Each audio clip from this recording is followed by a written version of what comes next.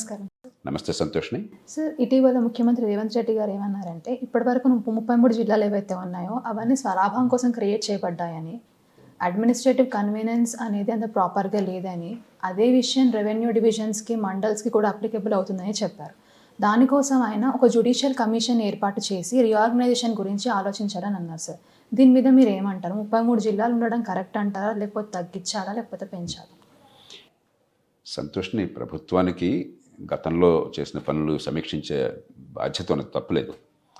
కానీ మనం తొగ్గులక్కలాగా రోజు ఒక ప్రభుత్వం ఒకటి చేసి రేపొద్దున మళ్ళీ ఇంకో ప్రభుత్వం వచ్చి దాన్ని మార్చి, ఆంధ్రప్రదేశ్లో ఏం జరిగింది, అమరావతి రాజధానికి అనుకుని అది కేవలం ఒక రాజధానిగా కాకుండా ఒక గ్రీన్ ఫీల్డ్ సిటీ, అది లేకపోతే అభివృద్ధి సాధ్యం కాదు, పెట్టుబడులను ఆకర్షించడం అని చెప్పని మరి చాలా బృహత్ ప్రయత్నం చేశారు.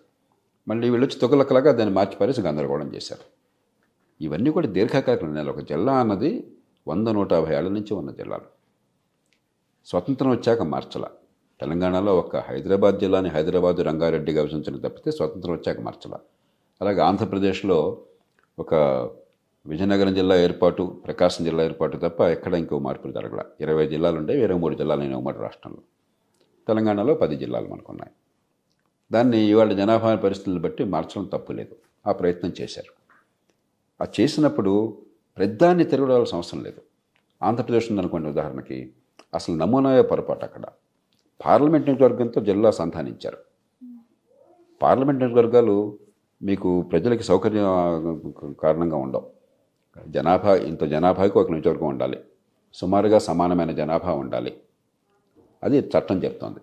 ఆ కారణంగా రకరకాలుగా ఉంటాయి పార్లమెంటరీ బౌండరీస్ కానీ, అసెంబ్లీ బౌండరీస్ కానీ. దానికి పరిపాలన సంబంధించిన బౌండరీస్కి మనం ముడిపెట్టకూడదు. ఆ పెట్టడం చేత రేపు పొద్దున ఇబ్బంది అవుతుంది. ఎందుకంటే ప్రతి 10 ఏళ్ళకి 15 ఏళ్ళకి 10 ఏళ్ళకి మారుతుంటుంది. రాజ్యాంగంలో ఒరిజినల్ రాజ్యాంగం ప్రకారం ప్రతి 10 ఏళ్ళకి పునర్విభజన జరగాలి నియోజకవర్గాలు. 10 ఏళ్ళకి మీరు మారుతున్నప్పుడల్లా బౌండరీస్, జిల్లా బౌండరీస్ కూడా మారుస్తారా? హాస్యాస్పదం. అది 100-150 ఏళ్ళు జిల్లాలు ఉన్నవి ప్రతి 10 ఏళ్ళకి మార్చడం హాస్యాస్పదం. తెలంగాణలో అట్లా చేయాలని నాకు తెలిసినంత వరకు. తెలంగాణలో బహుశా 33 అవసరం ఉందో లేదో మరి విజ్ఞులు చెప్పచ్చు. కానీ ఏర్పడ్డది కొంత నాకు అర్థమైనంత వరకు హేతుబద్ధంగానే చేశారు. అది చేసినప్పుడు ఎక్కడన్నా చిన్న చిన్న పొరపాటు అంటే తొలగించవచ్చు తప్ప, ఒక ప్రభుత్వం జిల్లాలు ఏర్పాటు చేయటం, ఇంకో ప్రభుత్వం రద్దు చేయటం, మర్నాడు వచ్చి, ఇవన్నీ కూడా తొగ్గుల చర్యల్లాగా ఉంటాయి. పరిపాలనలో చేయవలసిన పనులు చాలా చాలా ఉన్నాయి. ఆ పనులు చేయండి. ఉదాహరణకి ఇప్పుడు గత ఎన్నికల్లో మనకు వచ్చినటువంటి ప్రజల నుంచి సంకేతం ఏమిటి?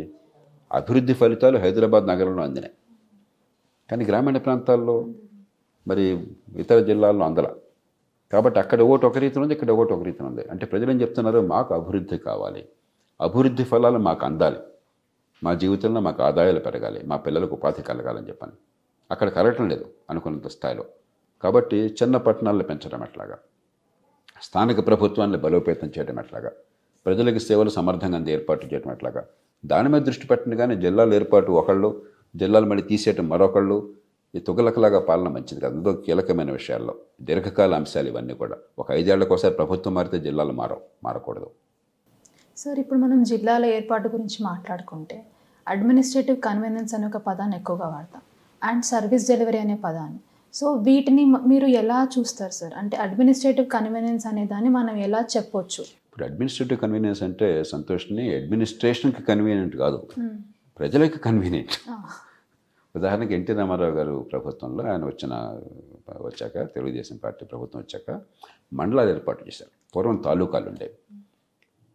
ఆ మండలం ఏర్పాటులో నేను కూడా ఒక అధికారిగా పాల్పంచుకున్నాను. విశాఖపట్నం జిల్లాలో ఆ మండలాల ఏర్పాటు మొత్తం నేను స్వయంగా పర్యవేక్షించాను. చాలా పద్ధతి ప్రకారం, రేషనల్గా, హేతుబద్ధంగా.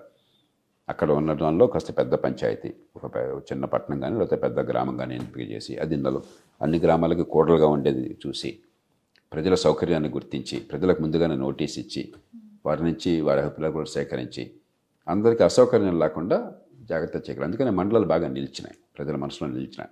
తర్వాత మండలాలు తీసేద్దామన్నా కూడా ప్రజల్లో ప్రతిఘటన వచ్చింది. కాబట్టి అది చేసేది హేతుబద్ధంగా చేయాలి, ప్రజల సౌకర్యం కోసం చేయాలి, కానీ అధికారుల సౌకర్యం కోసం కాదు. మీరు మండలాలు కానీ జిల్లాలు కానీ మరొకటి కానీ అడ్మినిస్ట్రేటివ్ కన్వీనియన్స్ అని చెప్పంటే ప్రజలకి ముఖ్యంగా స్థానికంగా పరిపాలన అందుబాటులో ఉండాలని చెప్పంటే, ఉదాహరణ కొన్ని చోట్ల మీరు జిల్లాల ఏర్పాటులో తెలంగాణలో కూడా ఆ పొరపాటు జరిగినట్టున్నాయి. దాన్ని సవరించడం అవసరం. పక్కనే ఒక జిల్లా కేంద్రం నాకు ఉండేది పూర్వం 10 కిలోమీటర్ల దూరంలో. రోజు అక్కడికి వెళ్ళడం అలవాటు నాకు, ఏదైనా పని కోసం కానీ ఇంకో దానికోసం కానీ. ఇప్పుడు మీ కారణాలుగా ఒక 60 కిలోమీటర్ల దూరంలో వేరే ప్రాంతంలో ఉన్నదాన్ని జిల్లా కేంద్రంగా పెట్టారు. అది సరైన పద్ధతి కాదు. అలాంటి పొరపాటు ఉంటే వాటిని సవరించాలి. కాబట్టి పరిపాలనా సౌలభ్యం అన్నది పరిపాలనకి సౌలభ్యం కాదు, ప్రజలకి సౌలభ్యం. అది ఎప్పుడు ఈనాడు కూడా మరవకూడదు. రెండోది మీరేమన్నారు? Service delivery. Service delivery. పరిపాలన ఉన్నది ప్రజలకి సేవలు అందించడం కోసం.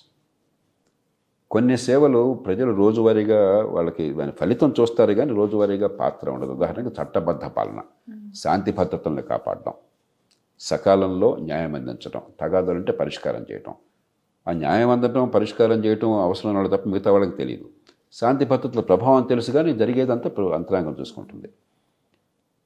అవి వదిలేస్తే మిగతా సేవలన్నీ మన జీవితంతో సంబంధం అన్నవి. మన ఉమ్మడి సేవలు అందించాలి. కాబట్టి ఆ సేవలు వ్యక్తికి స్వయంగా అందే సేవలు కొన్ని. మంచి విద్య నాకు కూడా అందుతుంది సమిష్టిగా చేసినా కూడా. మంచి ఆరోగ్యం నాకు కూడా అందుతుంది సమిష్టిగా చేసినా కూడా. ప్రభావం నా జీవితం మీద ఉంటుంది. మిగతావి మన అందరి జీవితాల మీద ఉంటాయి, ఒక వ్యక్తి మీద మాత్రమే ఉండవు. వరద నీటి పారుదల, మురుగునీటి పారుదల, లేకపోతే మంచినీటి సౌకర్యాన్ని అందించడం, విద్యుత్తు 24 గంటలు నిరంతరాయంగా అందే ఏర్పాటు చేయటం, కరెంట్ అందే ఏర్పాటు చేయటం, రవాణా సరిగ్గా ఉండటం, ట్రాఫిక్ మెయింటెనెన్స్ సరిగ్గా ఉండటం. ఇవి వ్యక్తులకు అందేవి కాదు కానీ సమిష్టిగా జరిగేవి, సమిష్టిగా ప్రయోజనాలు మనం ఆస్వాదించేవి. కాబట్టి వాటిని 2 మౌలికమైన సూత్రాలను మనం పాటించాలి. ఒకటి సిటిజన్ సెంట్రిక్ అంటాం.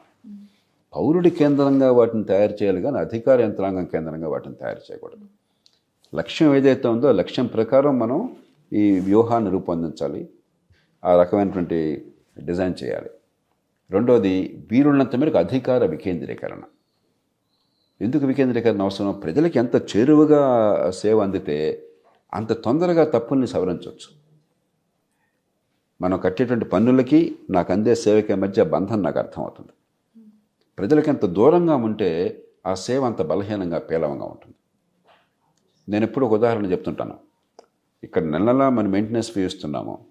ఆ మెయింటెనెన్స్ ఫీ వల్ల నాకు కావాల్సింది లిఫ్ట్ బాగా పనిచేయాలి. అపార్ట్మెంట్స్లో ఇంట్లో మంచినీళ్ళు రావాలి. మంచినీళ్ళు మా ఇంటికి సెపరేట్గా రాదు కదా, ఈ ఫ్లాట్కి మొత్తం అందరూ కలిసి ఏర్పాటు చేయాలి. ఇక్కడ అంతే ఏర్పాటు కావాలి.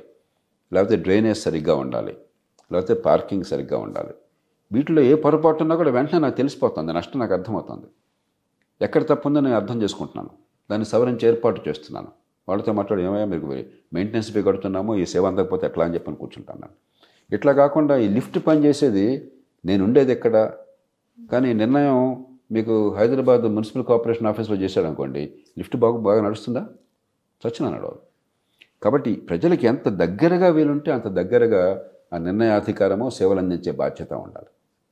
అప్పుడు పొరపాటు వెంటనే సరిదిద్దవచ్చు. మన దేశంలో ఏం చేసాం, అన్నీ కూడా సెంట్రలైజ్ చేసాం. ఒకప్పుడు ఉదాహరణకి ఉమ్మడి ఆంధ్రప్రదేశ్లో 1950, 60 దశకాల్లో స్కూళ్ళన్నీ కూడా ఆ పంచాయత్ సమితి చేతుల్లో ప్రైమరీ స్కూల్స్ ఉండేవి, జిల్లా పరిషత్ చేతుల్లో లేకపోతే కొన్ని మున్సిపాలిటీ చేతుల్లో హై స్కూళ్ళు ఉండేవి.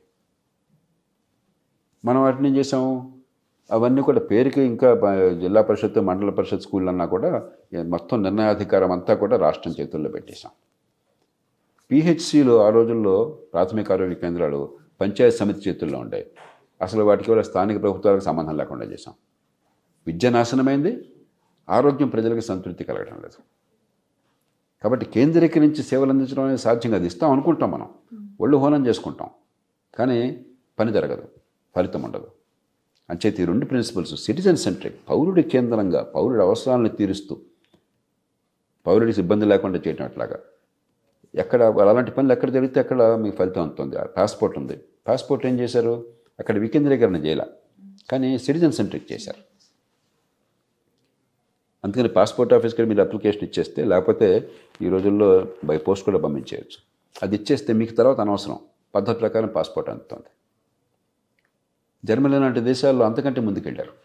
మున్సిపల్ ఆఫీస్కి వెళ్ళి అక్కడ ఇచ్చేస్తే మున్సిపాలిటీ ద్వారా మీకు పాస్పోర్ట్ అందుతుంది. ఇచ్చేది ఫెడరల్ గవర్నమెంటే పాస్పోర్ట్, కానీ మీకు అసలు వేరే గవర్నమెంట్తో సంబంధం, పాస్పోర్ట్ ఆఫీస్ ఎక్కడ తెలుసుకోవాల్సిన అవసరం మీకు లేదు. మీరు కేవలం స్థానిక మున్సిపాలిటీకి, లోకల్ గవర్నమెంట్కి వెళ్ళినట్టయితే మీకు పాస్పోర్ట్ తర్వాత వచ్చేస్తుంది. అంటే కన్వర్జెన్స్ అంటాం. కాబట్టి 3వ ప్రిన్సిపల్ కన్వర్జెన్స్. ఒకటి సిటిజన్ సెంట్రిక్, 2 డీసెంట్రలైజేషన్, అధికార వికేంద్రీకరణ, ఎక్కడికక్కడ అర్థమయ్యేట్టు చేయటము. మూడోది కన్వర్జెన్స్. ఈ మూడు ఉంటే సేవలు సమర్థంగా అందుతాయి. ఇవి లేని చోట సేవలు సమర్థంగా అందవు. కాగితం మీద సేవలు ఉంటాయి, ఫలితం మనకు అందదు. సార్ ఇప్పుడు మీరు చెప్పినట్టుగా ఇవి ఇవి ఇవి ఉంటే మనకి పబ్లిక్ సర్వీస్ డెలివరీ అనేది ఎఫిషియెంట్గా జరుగుతుంది అన్నారు కదా సార్. ఇవి ఇప్పుడు పబ్లిక్ సర్వీస్ డెలివరీ ఎఫిషియెంట్గా లేదు అని గుర్తించిన ప్రజలకు ఒక గ్రీవియన్స్ రిడ్రెసల్ అనేది ఒకటి ఉండాలి. అది ఇప్పుడు ఎలా ఉందని మీరు అనుకుంటున్నారు? మనకి మొక్కుబడిగా వారానికి ఒక రోజు జిల్లా కలెక్టర్లు ఫలానా రోజు దరఖాస్తుల స్వీకరణ అని చెప్పంటారు. ఏమవుతుంది, మళ్ళీ కేంద్రీకరించిన పాలన వల్ల ఈ కాగితాలన్నీ జిల్లా కలెక్టర్కి వస్తాయి. ఇప్పుడు ముఖ్యమంత్రి గారు ప్రజా దర్బార్ ఏదో పెట్టి క్యూలు చూస్తున్న ముఖ్యమంత్రి ఆఫీస్ ఎదురుగా కొన్ని వందల మంది పాపం ఆ రోజు ఆశపడి వస్తుంటారు. ఆ నాయకులు ఉన్నతాధికారులు మంచి ఉద్దేశంతోనే చేస్తారు. కానీ పరిపాలన ఎప్పుడైతే కేంద్రీకరణ జరిగిందో రెండు ప్రమాదాలు వస్తున్నాయి. ఒకటి, పని మీరు చేయలేరు. చివరికి పని చేయాల్సింది అక్కడే, క్షేత్రస్థాయిలోనే. అక్కడ పనిచేయడానికి తగ్గ వాతావరణం కానీ రోజువారీగా జవాబుదారితనం కోసం యంత్రాంగంగా ఏర్పాటు చేయకుండా కేవలం అక్కడ జరగాల్సిన పనికి ఇక్కడ వచ్చేటి ఏర్పాటు చేశారు మీరు. మళ్ళీ అక్కడికి వెళ్తుంది కాగితం. అక్కడ పని బాగా జరిగేందుకు ఏర్పాట్లను జరగనప్పుడు మీరు ఎంత ఒత్తిడి తెచ్చినా ఒక రోజు 2 రోజులు ఒత్తిడి తెస్తారు. ఒక్క విషయం మీద ఒత్తిడి తెస్తారు, అన్నిటి మీద మీరు ఒత్తిడి తేలేరు. పరిపాలన అట్లా నడవదు. చివరికి పని జరగకుండా పోతుంది, ఆర్భాటం కనిపిస్తుంది. ప్రతి ప్రధానమంత్రి ఒక 50 ఏళ్ల నుంచి మొరార్జీ దేశాయ్ ప్రధానమంత్రిగా వచ్చిన దగ్గర నుంచి ప్రజా దర్బారు, జనతా దర్బార్ అని చెప్పి పెట్టేవాళ్ళు పాపం మంచి ఉద్దేశంతోనే. ఢిల్లీలో బారులు తీరేవాళ్ళు. ముఖ్యంగా మన రాష్ట్రాలు వెళ్ళకపోయినా కూడా పక్కన రాష్ట్రాలు ఉత్తరప్రదేశ్ కానీ లేకపోతే హర్యానా కానీ రాజస్థాన్ కానీ పక్కనే ఉంటారు కాబట్టి ప్రధానమంత్రి గారే స్వయంగా పెన్షన్లు తీసుకున్నట్టు వెళ్ళిపోయేవాళ్ళు కొన్ని వేల మంది. నేను ఒక అధికారిగా ఎన్నోసార్లు చూశాను. ఢిల్లీ నుంచి ఒక ఉత్తరం వస్తుంది, జరగాల్సిన పని 199 పనులు జాతీయ స్థాయిలో కదా రాష్ట్రాల్లో. రాష్ట్రంలో ముఖ్యమంత్రి దగ్గర జరగవు, జిల్లాలో కలెక్టర్ దగ్గర జరగవు, ఆ మండలమో తాలూకానో లేకపోతే ఇంకో చోట జరుగుతుంది. కానీ అక్కడి నుంచి కాగితం ఢిల్లీ నుంచి హైదరాబాద్ వస్తుంది, హైదరాబాద్ నుంచి మళ్ళీ వేరే సెక్రటరీస్కి వస్తుంది ఆ అంశాన్ని బట్టి. ఆ సెక్రటరీ దగ్గర నుంచి మళ్ళీ ఆ జిల్లాకు వస్తుంది, ఆ జిల్లా నుంచి మళ్ళీ ఆర్డీఓకి వెళ్తుంది. ఈ చాంతాడుతున్నప్పుడు నిజసరికి కొన్ని నెలలు జరిగిపోతుంది, ఎవరో పట్టించుకోరు. ఒకరోజు నాకు బాగా గుర్తున్నది, నేను సహకార బ్యాంకులో ఎండీగా పనిచేస్తున్న నాకు ఎలాంటి ప్రధానమంత్రి దరఖాస్తు నా దగ్గరికి వచ్చింది. ప్రధానమంత్రి నుంచి ముఖ్యమంత్రికి, ముఖ్యమంత్రి నుంచి లేదా ప్రధాన కార్యదర్శి దగ్గర నుంచి ఇంకో కార్యదర్శికి, అక్కడి నుంచి నాకు వచ్చింది. ఏమిటని చూశాను, అసలు దాంతో నాకు సంబంధం ఏం లేదు. ఎందుకు నా దగ్గరికి వచ్చింది? ఎక్కడో మధ్యలో సహకారము అన్న పదం వచ్చింది. కోఆపరేషన్ బిట్వీన్ ఏదో 2 శాఖల మధ్య ఏదో సహకారం అని రాగానే సహకార బ్యాంకు నా మొహన్ పడేశారు. ప్రధానమంత్రి గారికి వెళ్ళి పిటిషన్. ఇది మన పరిపాలన. మనం ఏమనుకుంటాం, మీరు ముఖ్యమంత్రి గారికి ఇచ్చి అక్కడ మహోదయం ఇచ్చేస్తే కొన్ని వేల మంది అక్కడ నుంచుంటే, లేకపోతే ఢిల్లీలో ప్రధానమంత్రి గారికి ఇచ్చేస్తే అద్భుతాలు జరుగుతాయి అనుకుంటాం. ఏమీ జరగవు. స్థానికంగా ప్రతి సంస్థని బలోపేతం చేయటము, పని జరిగే ఏర్పాటు చేయటము, పారదర్శకంగా జరిగే ఏర్పాటు చేయటము, జవాబుదారీగా చేయటము, అధికారాన్ని వికేంద్రీకరించడం, ఇవి తప్ప మీరు తల్లకిందులుగా తపస్సు చేసినా కూడా ప్రజలకు ఫలితాలు అందవు. అందులో నటిస్తున్నాం మనం. దాంతో ప్రభుత్వాలు 2 పనులు చేస్తున్నాయి. అయితే మిషన్ మోడ్, ఆరోగ్యం అందాల 10 రోజుల్లో సర్వే చేసి ప్రతి ఒక్కళ్ళకి బీపీ తీసేస్తే ఆరోగ్యం అంది అనుకుంటున్నాం మనం ఏదో ఆర్భాటం తప్పితే అది ఆరోగ్యం అందించే పద్ధతి కాదు. ఆరోగ్యాన్ని అందించే వ్యవస్థ కావాలి. ఎక్కడికక్కడ, ఏ ఊరు కా ఊరు ప్రజలందరికీ అందుబాటులో ఉండేటువంటి ఫ్యామిలీ డాక్టర్ల వ్యవస్థ లాంటిది కావాలా. దానికి బోడంత తతంగం కావాలా. విద్య అందించాలని చెప్పంటే హైదరాబాద్లో కూర్చొని ఆదేశాలు ఇస్తే విద్య అందుతుంది. ఎక్కడెక్కడ స్కూళ్ళు పనిచేయాలా, ఆ పిల్లలకి పాఠాలు అందించే వ్యవస్థ ఉండాలి, వాళ్ళ బుద్ధి వికసించేటువంటి ఏర్పాట్లు ఉండాలి. కాబట్టి మనం అలా కాకుండా మిషన్ మోడ్ ప్రతి కూడా ఒక 5 రోజులు అయిపోయే పని 10 రోజులు అయిపోయేది అవి మాత్రం చేస్తున్నాం. యంత్రాంగంతో ఉపయోగించి మనం శక్తి అంతా పెట్టి ఫలితాలు ప్రజలకు అందట్లా. రెండోది, అంతా కేంద్రీకరణ చేసి బోడంత పబ్లిసిటీ ఇచ్చుకుంటున్నాం, అంత సంక్షేమం. ఎందుకంటే అందరికీ సులభంగా అందేది సంక్షేమం. డబ్బులు పంపించడమే కదా. ఖజానాలో డబ్బులు ఉంటూ ఉండాలి, కానీ అప్పులు చేసిన డబ్బులో లేకపోతే పనుల డబ్బులో ఆ డబ్బులు చక్రాస్ మీకు ఇవ్వటం పెద్ద కష్టం కాదు కదా. అది బాగా చేస్తున్నాం. పూర్వం కంటే మరి సమర్థంగా చేస్తున్నాం. బ్యాంక్ అకౌంట్ డబ్బులు పడుతున్నాయి, ఆధార్ లింకేజ్ పెడుతున్నాము, ఇలాంటివి చేస్తున్నాం. ఇది తప్ప మిగతా పరిపాలన అంతా స్తంభించిపోయింది. ఎన్టీ రామారావు గారు ముఖ్యమంత్రిగా ఉండగా ప్రజల వద్దకు పాలన మరొక పేరుతో నా జిల్లాలన్నీ తిరిగి పాపం ఆ రోజుల్లో దరఖాస్తుల స్వీకరణ ఒక ఉద్యమంగా చేపట్టారు. నేను జిల్లా కలెక్టర్గా ఉన్న ప్రకాశం జిల్లాకు వచ్చి ఆయన 3 రోజులు గడిపారు. అక్కడ వెళ్తూ నాతో అన్నారు, జయప్రకాష్ గారు, పక్క జిల్లా నెల్లూరులో నాకు 35,000 పిటిషన్లు వచ్చినాయి, మీ జిల్లా 3 రోజులు ఉంటే 3 పిటిషన్లు వచ్చినాయి, నాకు అంతకంటే రాలేదన్నారు. చాలా కార్యక్రమాల్లో పార్టిసిపేట్ చేసాం, కొంచెం బ్రహ్మాండంగా జరిగింది అంతా. నేను నవ్వే సాయంత్రం మీకు కావాల్సిన పిటిషన్లు అన్నాను. అవును అన్నారు. అయితే ఒక్క పిలిపిస్తాను, మా జిల్లాలో ప్రజలందరికీ పిటిషన్లు పెట్టడం చాలా అలవాటు, ప్రకాశం జిల్లా మొదటి నుంచి అలవాటు బాగా పిటిషన్లు పెట్టడం. శ్రీకాకుళం జిల్లా, ప్రకాశం జిల్లా రెండుకి ఆ పేరుంది. రేపు పొద్దున 50,000 పిటిషన్లు వస్తాయి ఈ జిల్లాలో, ఏం చేస్తారు వాటిని అన్నారు. ఎందుకు అలా అడుగుతున్నారు అన్నారు. 50,000 ఒక ట్రక్లో పెడతాను నేను, మీరు కూడా పిటిషన్లతో కూర్చోవాలి సరదాగా, ట్రక్లో మీరు కూడా వెళ్తే కానీ హైదరాబాద్ వెళ్తే ఏం చేస్తారు అక్కడ. అరే నాకు ఎప్పుడు ఆలోచన తట్టలేదు అన్నారు. ఏమవుతుంది, ఏమవుదండి, మళ్ళీ మీరు నాకు పంపిస్తారు అక్కడి నుంచి, నేను మళ్ళీ ఇంకోటికి పంపిస్తాను.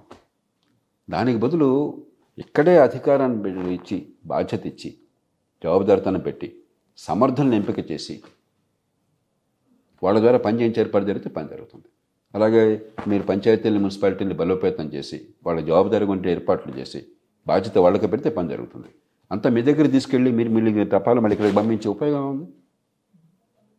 కాబట్టి మనకేంటంటే నాయకులు చాలా ఆతృతతో మంచి చేయాలన్న కోరికతోనే నా దగ్గర రండి నేను చూసుకుంటానంటారు. కానీ అది పద్ధతి కాదు. ఏ స్థాయిలో పని ఎలా జరగాలో అలా జరగాలి. కొన్ని సందర్భాల్లో మీరు కొంచెం పట్టించుకోవాలి. ఉదాహరణకు నేను ఏ పదవిలో ఉన్నా కూడా, ఇప్పుడు పదవులు ఏమీ లేకున్నా కూడా కొన్ని విషయాలు పట్టించుకున్నాను, కనీసం క్షేత్రస్థాయిలో ఏం జరుగుతుందో అర్థం కావడం కోసం. అంతేగాని అందరి పని చేసి పెట్టడం కోసం మీరు కూర్చుంటే ఏ పని కాదు. ప్రజలు కూడా ఏమవుతుంది, ఎవరో ఒకళ్ళు నా గోడి వింటున్నారు కదని చెప్పి వేల మంది వచ్చేస్తారు, పని జరగదు, వాళ్ళకి తిరుగుడు బాగా పెరుగుతుంది. మీరేమో చుట్టూ 100 మందితో కోలాహలంగా ఉంటుంది, మీకు చాలా నేను గొప్పవాడిని అన్న భావం కలుగుతుంది. అంతే తప్ప పరిపాలన అందదు, సేవలు అందవు. మనం పూర్తిగా అసలు మన వ్యవస్థని పునర్వ్యవస్థీకరించాలి. ప్రపంచంలో ఎక్కడ ఇట్లా జరగదు. ప్రపంచంలో ఎక్కడ ఎంపీ దగ్గరికి పోయి కొళాలు నీళ్ళు రావట్లేదని చెప్పరు, ప్రధానమంత్రి దగ్గరికి పోయి దరఖాస్తు ఇవ్వరు. ప్రపంచంలో ఎక్కడ ఉండదు అట్లాగా. ఎక్కడి పైన అక్కడ తగ్గం జరిగిపోతుంది. మన వాళ్ళు భారతదేశంలో చాలా కుటుంబాల వాళ్ళు, మనకు తెలిసిన వాళ్ళు, ఫ్రెండ్స్ ఉన్నారు కదా ఇతర దేశాల్లో, కనుక్కోండి వాళ్ళని. అసలు వాళ్ళ గవర్నమెంట్ ఆఫీస్ ఎక్కడుందో కనుక్కోండి. ఎప్పుడన్నా పక్కన కాంగ్రెస్ మెన్ వాడు తెలుసుకున్నారని కనుక్కోండి వాళ్ళు. ఇక్కడ మనకి అంతా ఎమ్మెల్యే చుట్టూ తిరిగేది, మంత్రి చుట్టూ తిరిగేది, సెక్రటరీ చుట్టూ తిరిగేది, కలెక్టర్ చుట్టూ తిరిగేది పరిపాలన కాదు ఇది.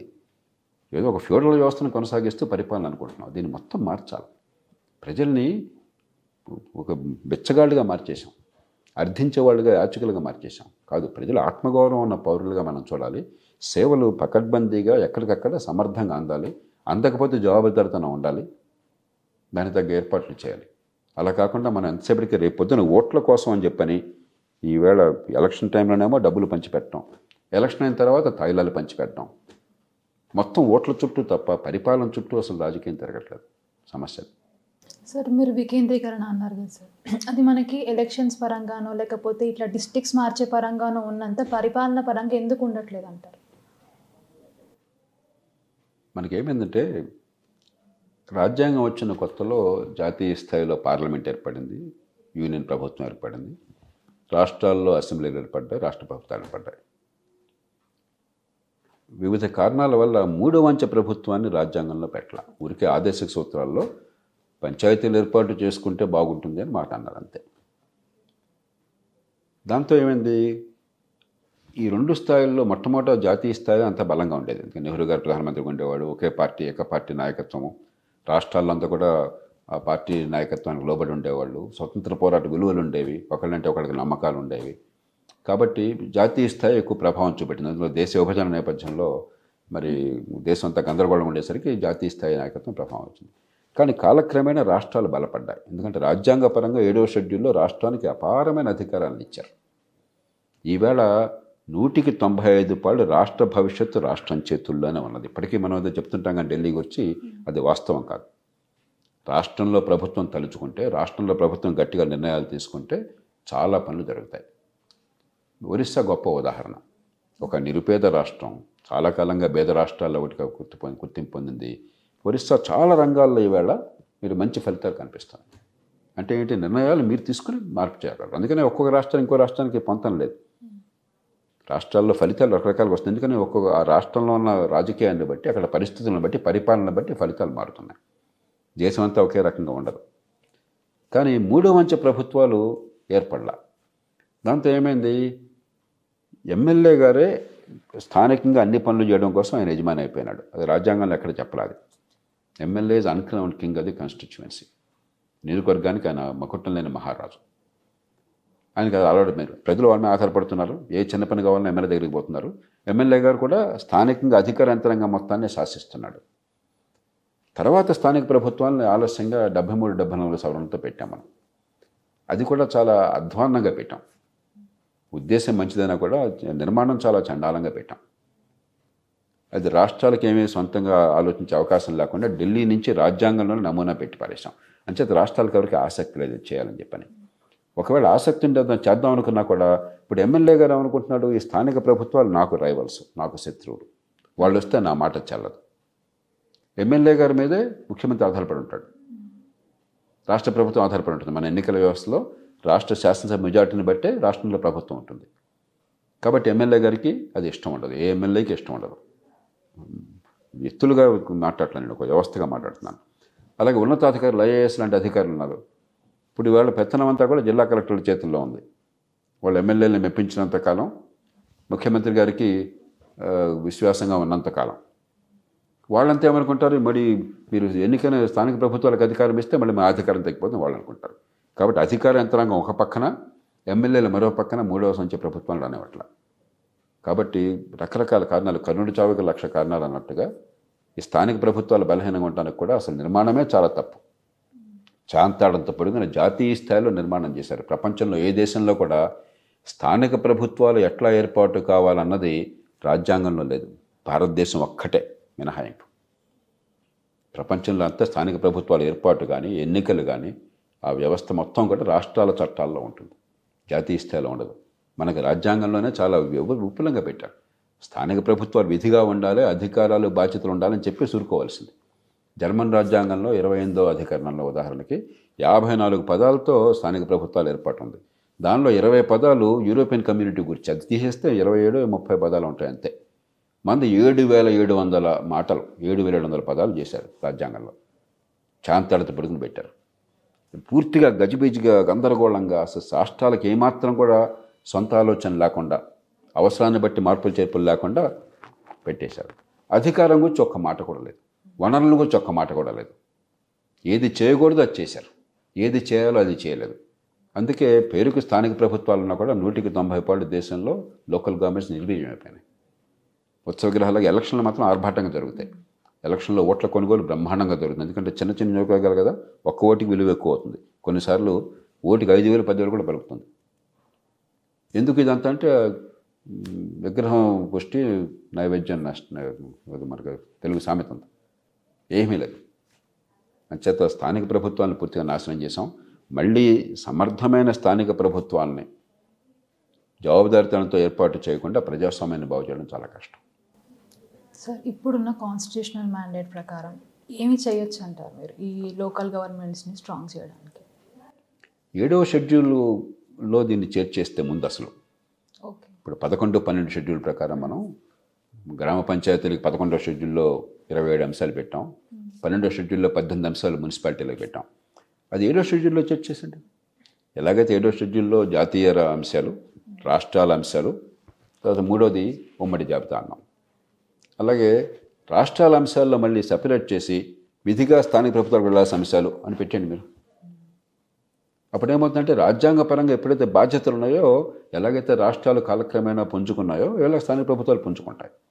రెండోది, ఎలాగైతే జాతీయ స్థాయి నుంచి రాష్ట్రాలకు వనరులు వస్తున్నాయో ఫైనాన్స్ కమిషన్ ద్వారా, దానిలో స్థానిక ప్రభుత్వాలకు వాటా ఇచ్చేయండి. ప్రస్తుతం అడ్హాక్గా గ్రాంట్లు ఇస్తున్నారు. అలా కాకుండా రాష్ట్రానికి వచ్చే 100 రూపాయల్లో విధిగా 33 రూపాయలు వెళ్ళాలి. నన్ను అడిగితే 50 రూపాయలు వెళ్ళాలి. చైనా ఉంది, చైనా నియంతృత్వ దేశం కదా, చైనాలో 100కి 50 రూపాయలు స్థానిక ప్రభుత్వాల్లో ఖర్చు అవుతుంది. మొత్తం దేశంలో ప్రభుత్వాలు పెట్టే ఖర్చులో 100కి 50 రూపాయల పైన స్థానిక ప్రభుత్వాలు, ఇంకొక 30 రూపాయలు, 35 రూపాయలు రాష్ట్ర ప్రభుత్వాలు, 15-20 రూపాయలు జాతీయ స్థాయిలో ఖర్చు అవుతుంది. చైనా పార్టీ మనం స్థానిక ప్రభుత్వాలకి వనరులు ఇవ్వలేమా, బాధ్యతలు ఇవ్వలేమా?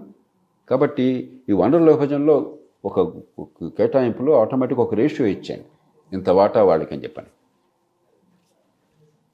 ఇంకా అంతకుమించి చేయాలన్న కోరిక మీకు కనుక రాజకీయంగా సంకల్పం ఉన్నట్టయితే, అందరూ కలిసినట్టయితే, ఈ 2 నిబంధనలు అంటే అధికారాలు ఇవ్వటము, వనరులు ఇవ్వటము జరుగుతున్నంత కాలం ఎలా వాటిని వ్యవస్థను ఏర్పాటు చేయాలని చెప్పన్నది ఆ స్ట్రక్చరు ఆ రాష్ట్రాలకు వదిలేయండి.